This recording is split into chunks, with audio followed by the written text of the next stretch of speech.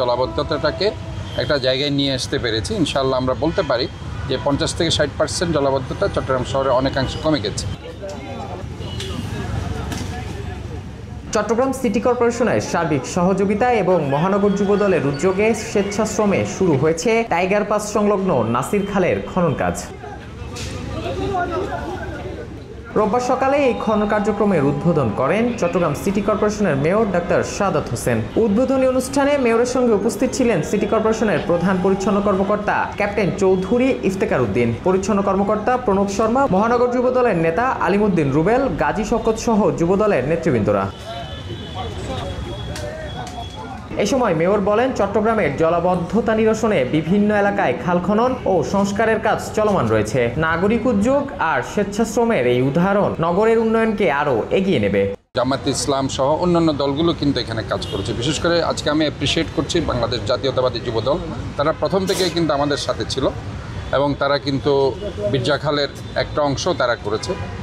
এবং এখানে আজকে নাসির খাল আপনারা জানেন ইজ ভেরি ইম্পর্ট্যান্ট একটা ক্যানেল এই জোনের জন্য। এটা শুধুমাত্র যে এইখানে এসেছে এটা নয়, বিশেষ করে দেওয়ানহাট এলাকা থেকে শুরু করে আপনার এখানে আমাদের যে টাইগার পাস থেকে শুরু করে ড্রেনেজ সিস্টেমের জন্য এই নাসির খাল একটা ইম্পর্ট্যান্ট খাল।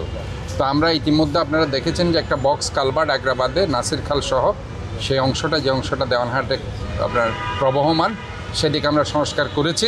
প্রায় সেখানে আমাদের 3 কোটি টাকার মতো ব্যয় হয়েছে। জলাবদ্ধতাটাকে একটা জায়গায় নিয়ে আসতে পেরেছি। ইনশাআল্লাহ আমরা বলতে পারি যে 50 থেকে 60% জলাবদ্ধতা চট্টগ্রাম শহরে অনেকাংশে কমে গেছে।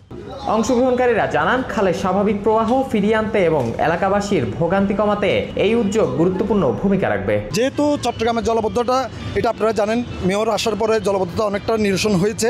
তো বাকি যেটা টুকটাক আছে যে নাসির খালটা, সেটা আমরা নিজ উদ্যোগে যুবদলের পক্ষ থেকে নিজস্ব অর্থায়নে আমরা এই কাজটা উদ্যোগ নিয়েছি। সিটি কর্পোরেশনের লজিস্টিক্স সাপোর্টটা নিয়েছি।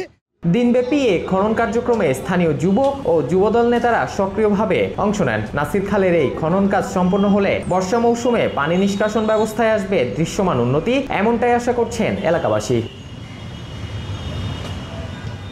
খান মোহাম্মদ আবদুল্লাহ, একান্ত, চট্টগ্রাম।